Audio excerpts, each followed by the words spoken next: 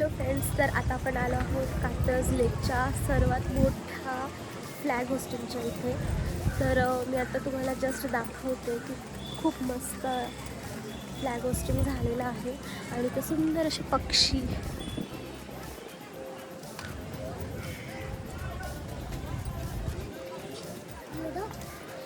इथे तलाव आहे, कात्रज तलाव, आणि इथे आहे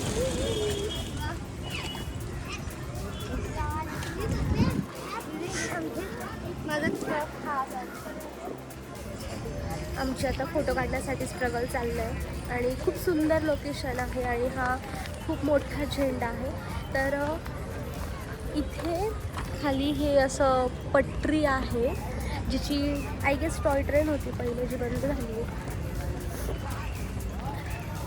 तर आपण ह्या ब्रिजवर असं चढून इकडनं असं क्रॉस करून तिकडे जाऊ आणि मग ह्या झेंड्याजवळ आपला आता फोटो काढता येईल. So let's go. Hello friends, तर आता आम्ही निघालो आहे ते कामानिमित्त आणि आज गुरुवार आहे. आम्ही दोघांचा उपवास असतो, पण मला बरं नाही आहे आणि मला टॅबलेट घ्यायची. सो मी उपवास आता 3 वाजता सोडते. हे जास्त हिरी खायची इच्छा नव्हती म्हणून नंतर एका ठिकाणी थांबलं सँडविच घेण्यासाठी, जिथे आम्ही ऑर्डर केलेलं आहे पहाडी green toast sandwich. I don't know ते कसं असेल, म्हणजे हे शॉपचे ओनर आहे, त्यांनी आम्हाला ते सजेस्ट केलं, तर बघूया ट्राय करू कसं आहे. आणि इथे आमचं हेल्दी खाणं पिणं चाललं आहे, कारण उपवास आहे.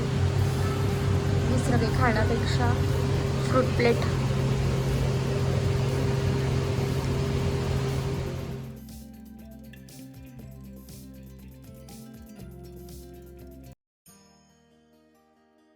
हॅलो फ्रेंड्स, तर आज आहे रक्षाबंधन आणि मी आता राखी घेण्यासाठी निघाली आहे आणि हा आहे माझा आउटफिट ऑफ द डे.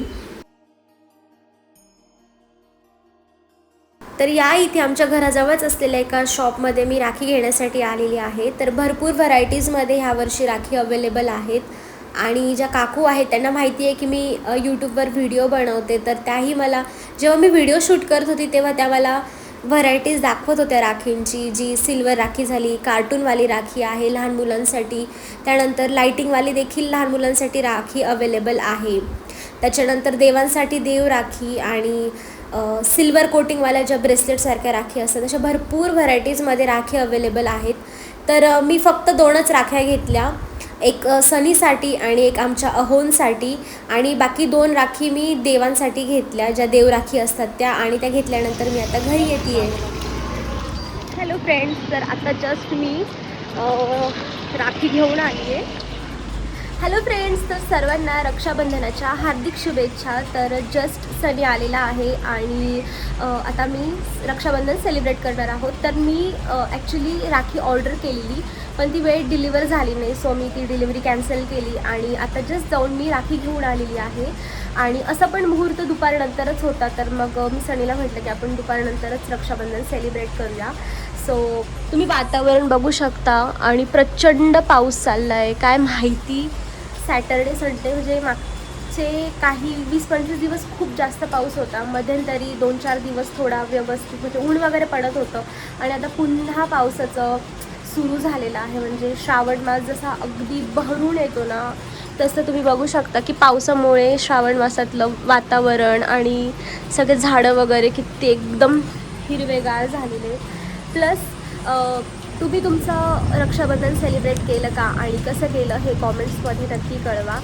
आणि माझं एकच म्हणणं असेल की जसं आपण आपल्या बहिणीचं रक्षण करतो, तसंच आपल्याकडून काही चुका घडणार नाहीत किंवा आपल्याकडनं परस्त्रीचा काही अपमान होणार नाही, चुकून आपला कोणाकडनं अपमान होणार नाही. आणि जसं आपण आपल्या बहिणीचं रक्षण करण्याची प्रतिज्ञा रक्षाबंधनाला घेतो, तसं इतर स्त्रियांचाही आपण तेवढाच आदर केला पाहिजे. ज्या गोष्टी घडत आहेत की आता आपण सध्या खूप न्यूजमध्ये ऐकतोय, तर त्या गोष्टी घडणार नाही.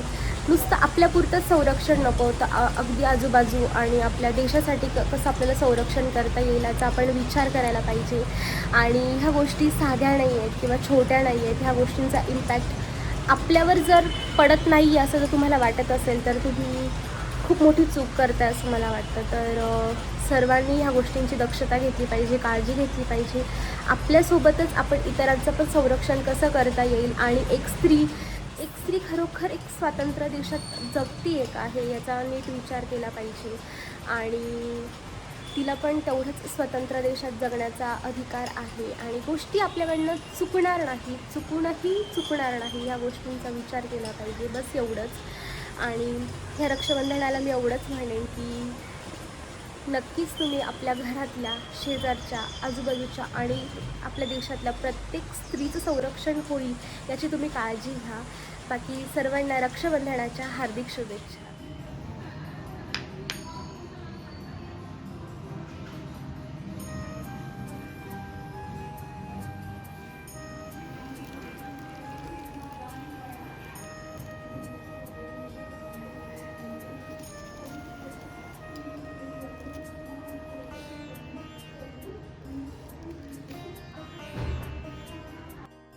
सो या इथे मी छोटं मोठं डेकोरेशन करून घेत आहे आणि तसं बघायला गेलं तर दरवर्षी मी खूप छान डेकोरेशन करते, पण ह्या वर्षी थोडं सर्वांनाच कणकण असल्यामुळे खूप काही करता आलं नाही, प्लस वर्किंग डेजमध्ये गोष्टी पॉसिबल होत नाही.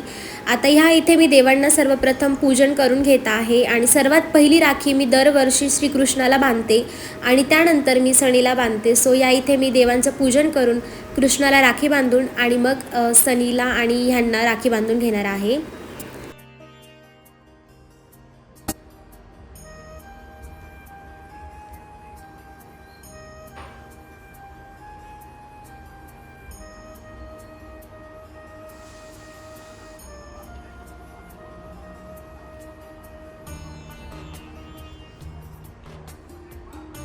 हॅलो फ्रेंड्स, तर आज रक्षाबंधनाला मी हा सुंदरसा कुर्ता वेअर केलेला आहे. चिकनकारी कुर्ता आहे. त्याला कॉम्प्लिमेंट करतील असे इयरिंग्स पण मी वेअर केलेल्या आहेत आणि थोडीशी तयारी केलेली आहे.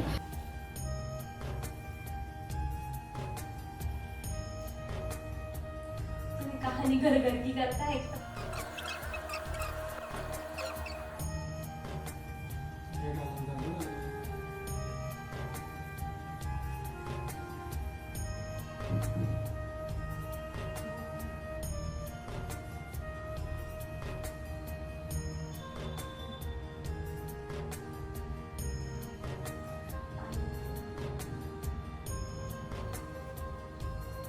सदा सुखी राहो, अभ्यासाला लागो, चांगला अभ्यास तुम्हाला पण